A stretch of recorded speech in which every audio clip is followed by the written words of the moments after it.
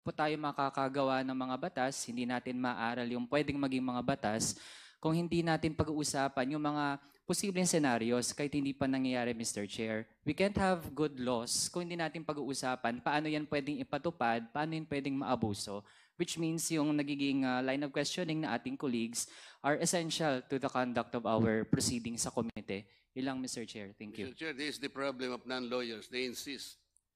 They insist on something that should not be done. Noted, Thank you. Congressman Marcoleta. Mr. Chair.